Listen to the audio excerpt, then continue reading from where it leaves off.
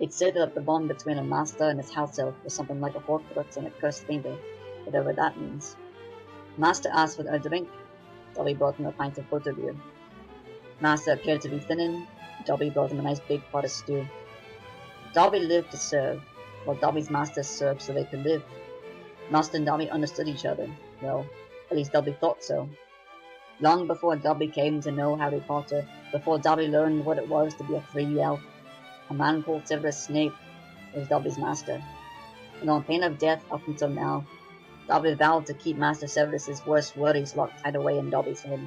But seeing that Master Severus is now dead, and Dobby's head has been hurting, as well as his heart, Dobby feels that the time is right to share Master Severus's worst nightmare, the one where he met his perfect match, apart from magical Mistress Lily, who Master Severus loved ever so much, even more so than Dobby. Master Severus's dream began while he was still awake, staring into a mirror. Desire. Desire. Why do I still let myself fall victim to such pathetic pangs? Desire is for the weak, those who find themselves plagued by illusions of layman's taste. A true wizard, a master of the dark arts, knows no limitations, no outworn bonds, no grievances, by which he suffers the pulls of a needy conscience, not always or necessarily his own. But, damned am I, for the gaze in this mirror is not my own, no. Staring back at me is but only a fragmentary reflection, an effect of this bewitched thing, something that was once conjured in a kettle or some other rudimentary device. I ought to know better than to place my time before silly mirrors in the wonder shows they advertise. So sure of yourself, Sev? My old friend, or rather, the remembered image. How does it do? Quite well, thank you. I thought you had forgotten me. Forgotten her? Why no, of course not. She shall always exist in my memory. But this image that stands before, performing itself in her place, this will I soon forego, in sight and sound. Oh, and why is that? Why is it that you beg a question, image? I thought creations of your kind only stood to please the eye, not the ear or mind. I see you haven't changed a bit, Sev. It's ever so nice to hear your skepticism still resounding in full force. Tell me, do you still clothe yourself in undergarments of grey, or had your days partaken in death? Enough! I will deal no more with your taunting trickery. Away I go, and so you too. Good. Sev, wait a moment. I'm sorry, please come back. I really am your Angel Evans. It is me, Lily. What say you, image? Who else is in there? I swear, by Merlin's beard, I will end you all. Relax, Sev. Do please restrain yourself. I have more to say. If you will but just listen, I promise all shall be. That's it. Your time has run its course. Prepare to be made a myriad of shattered glass. Sev, no! Damnatio memoria. Be gone. Darkness had Master Severus turned to, blinded by bad judgments of good pictures that appeared before him. Truthfulness, trust, perhaps a tear or two. These were the things Master Severus lacked, and, as the way of the true magic would have it, Master Severus was to learn to find and cherish them. The journey ahead for my master was to be one not easily forgotten, as he had dear Mistress Lily. Indeed, a bout of sleep would do Master Severus well, and that's exactly what was to follow. Yes, rest, and a chance meeting with the side of Master Severus that he had since wrongly guessed to be dead. Goodness gracious you! Whatever are you wearing? Black? Merlin's hat! Excuse me, but what are you? Excuse me? No. I think you are in need of some serious excusing. Say, isn't this the house? My word, what the hell happened? Excuse me, you intrusive imp. Would you be so kind as to vacate my residence? My residence? Oh, woe is me. You don't know my make and model. Well, actually your own. I've asked you once. I shan't ask again. Get out, or I shall be forced to. Curse you till you can no longer cringe or cry out for breath? Yes, oh please, yes, continue. Now we're talking. Why, you conniving jester. How dare you mock me? You shall. Being a prime example of a thing so bewitched and fully built that not even the best of heroes will see well again? Oh, indeed, indeed. Avada Kedavra. Avada Kedavra. What the hell are you, jester? An emissary of the Dark Lord dispatched to... Ha! That is rich! Oh, so rich! However do we come up with such funny things to say? What do you mean, we? What do you mean, we? I thought that we were us. Am I wrong? You confound me, jester. Are you here to kill me, or... Please stop with all this jester business, will you? I am Severus, I am you. What did you say? I said, Please stop with all this jesty business, will you? No, I understood that. How is it that you and I are one and the same? Oh, that. Oh, well, it's quite simple, really. I am you, and you're me, see? Is that so hard to get? Yes, that is rather difficult to comprehend. How did you read my mind before? How did we not just die when... Like I've been trying to say, we are the same person.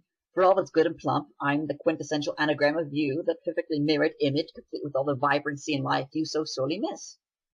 The mirror. Yes, the mirror. I believe it can be found around here somewhere. After all, Diagon Alley is Diagon Alley. Anyhow, why don't we keep this most joyous trek on course? Shall we? Yes, I suppose we shall. Where is it that we venture off to now? To a memory that we know all too well. Well, at least I do. You're just a sour sop Of of all knowledge. the memories that I've kept close, is this the one that I've tried to eradicate from all cognitive connections? Ah, yes. This would be our golden goose of the lot. See there, how so gracefully and we flail and we wail through the air. Marvelous. How do you presume this to be marvelous? If you are true in your apparent relations, can you not feel what I feel? There's the word, true. Indeed, I do feel, but not what we've come to harbor for all these years. How can this be so?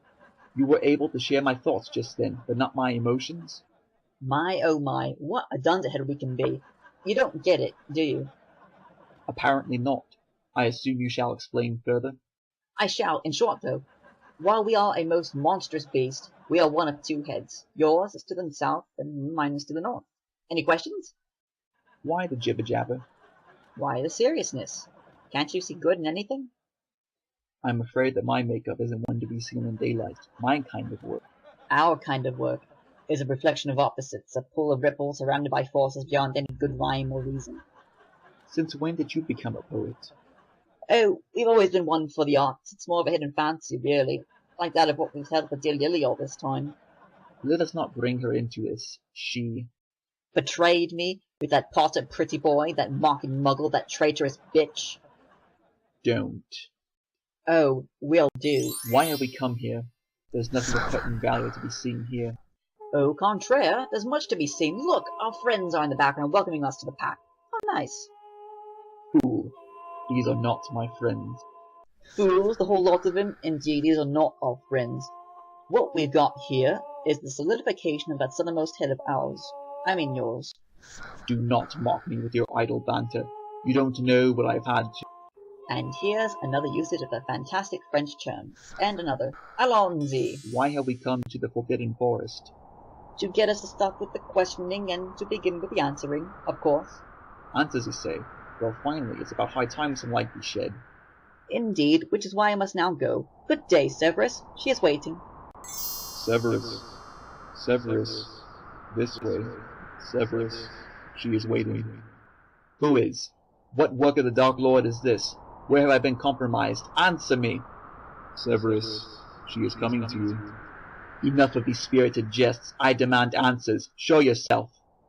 Severus. She is before you.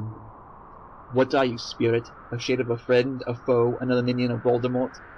In life, I was your angel of evidence. In death, I am the same. Hello again, Sev. Glad to see you've made it. Lily? How? Why? Am I now your echelon? Sev, like I tried to tell you before, please relax. Let your perpetual mind be at ease, if but only for a moment. I've still got something to say to you. Very well then, Lily. Continue. Good, thank you. Sev, let me first say how sorry I am for everything. That day when James and Sirius and the rest of those... Even in death you still taunt me. Lily, save it. No, you save it. Always with the jealousy, always the anger. You have no idea how important you are, how powerful a role you are to play. Sev, listen to me, please. I'm trying to help you here. Fine. Go on. Again, I thank you. Now, as I was saying, very soon you will die, but not as the man you've come to be thus far.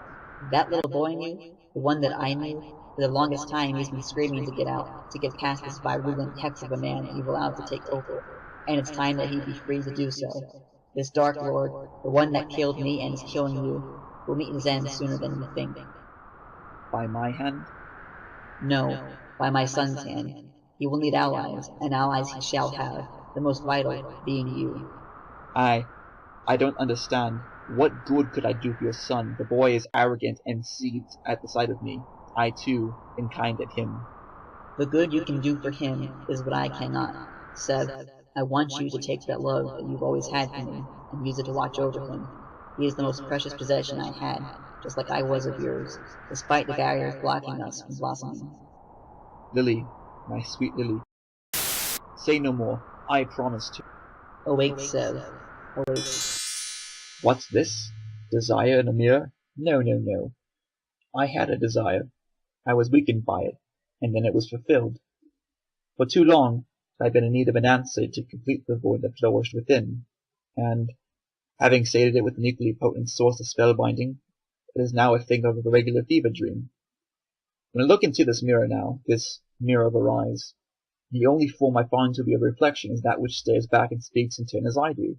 Nothing more fanciful than the words being spoken now, nor those that resound off these chamber walls. I am myself, an image made complete, and my shaded shine is nothing short of expected. Though this brief tale of my master is now complete, but Master Severus thought he knew what it was to be a true master of himself, to be learned of new things to come. And although Master Severus is now dead at this story's end, he died so in a clear mirroring of his outer self.